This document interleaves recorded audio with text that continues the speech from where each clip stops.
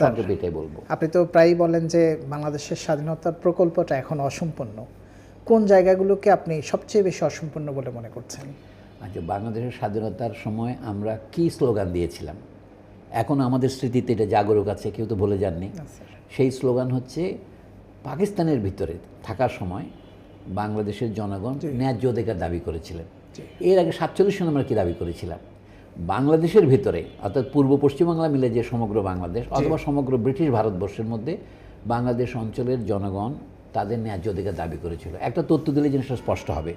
1947 সনে যখন ভারত স্বাধীন হচ্ছে এবং পাকিস্তান তৈরি হচ্ছে, তখন যে অঞ্চল নিয়ে বর্তমান বাংলাদেশ, এখানে সাক্ষরতার হার ছিল শতকরা 6 জন, আর সারা ভারতে ছিল শতকরা 17 জন।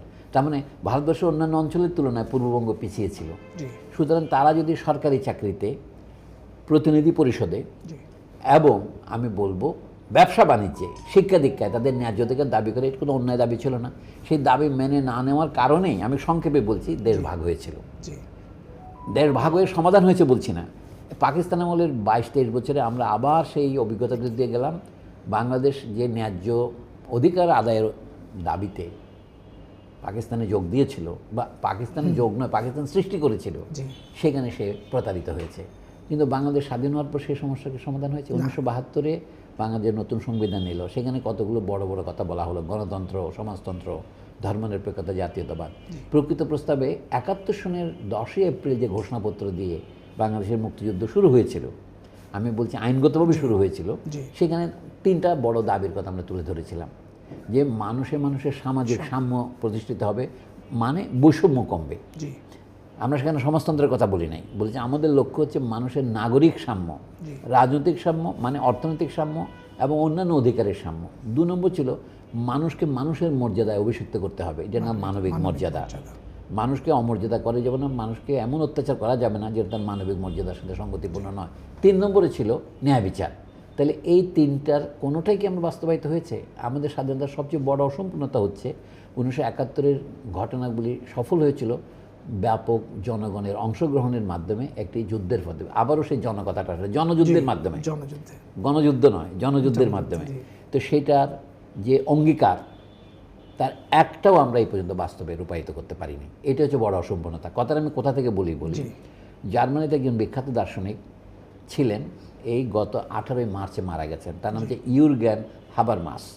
তিনি পড়াশোনা করেছিলেন ফ্রাঙ্কফুর্ট বিশ্ববিদ্যালয়ের, বা ফ্রাঙ্কফুর্টে একটা প্রতিষ্ঠান আছে। 97 বছর সে মারা গেছেন। তিনি বলতেন যে ইউরোপে যেটাকে এনলাইটেনমেন্ট বলা হয়, অর্থাৎ জ্ঞানের আলো বিস্তারের আন্দোলন, ইউরোপ 18 শতাব্দীতে ফরাসি বিপ্লবের আগে দার্শনিকরা যে সমস্ত শিক্ষা দিয়েছেন, সেটিকে এখন অনেকে সমালোচনা করে বলছেন এর ফলে তো তারা উপনিবেশবাদ করেছে। এর পরিণতিতে তো ইউরোপে হিটলারের শাসন এসছে, মুসলিনের শাসন আসছে, গণতন্ত্রহীনতা এসেছে। কিন্তু উনি বলতেন না, এনলাইটেনমেন্ট জিনিসটা সম্পূর্ণ ব্যর্থ হয় নাই, এটা অসম্পূর্ণ রয়েছে। আমি ওই কথার অনুকরণেই বলেছিলাম বাংলাদেশের মুক্তিযুদ্ধ তার নিজের ঘোষিত প্রকল্প থেকে সরে গেছে অথবা বিপদগামী হয়েছে, ফলে তার মূল অঙ্গীকারটা অসম্পূর্ণ রয়েছে। এখনও বাংলাদেশে আমাদের প্রধান সংগ্রাম হবে স্বাধীনতার পরেও জনগণের মধ্যে ব্যাপক দারিদ্র্য, ব্যাপক অশিক্ষা, স্বাস্থ্যের অভাব, বাসস্থানের অভাব, যোগাযোগ ব্যবস্থার অভাব, এগুলি দূর করা। 72 সনেতে এগুলির কথা আমরা শুনেছিলাম। অন্ন, বস্ত্র বলি না আমরা, মানে খাদ্য, পোশাক, যেমন চিকিৎসা, শিক্ষা এবং বাসস্থান, এগুলি 5টি মৌলিক অধিকার। তার সাথে আরও অধিকার আছে। অধিকার থাকার যে অধিকার, সেটি তো বাংলাদেশে এখন নাই। মৌলিক অধিকার কথাটা এখন ভুলে গিয়ে আমরা কি বলি, সবাই মানবাধিকারে পরিণত হয়েছে। অর্থাৎ মানুষকে আমরা মানুষ থেকে এখন পশুর স্তরে নামিয়ে দিয়েছি। অর্থাৎ মানুষকে দেখা হচ্ছে পশু হিসেবে, তাকেই মানব বলা হয়। আর মানুষকে যখন নাগরিক হিসেবে দেখা হয়, তখন সে বলছে এইটা আমার নাগরিক হিসেবে অর্জিত অধিকার। আমরা বলি না বাংলাদেশ সার্বভৌম। সার্বভৌম মানে কি? অর্থাৎ চূড়ান্ত কথা বলার অধিকার আমার। কিন্তু আমাদের সার্বভৌমত্ব, আমি দ্বিতীয় কথা বলছি আপনাকে, এটা 1971-এর স্বাধীনতার পর আমরা মনে করেছিলাম আমরা সার্বভৌমত্ব পেয়েছি।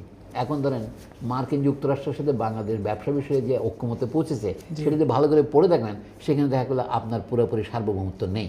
আপনি সার্বভৌমত্ব খানিকটা বিক্রি করে দিচ্ছেন।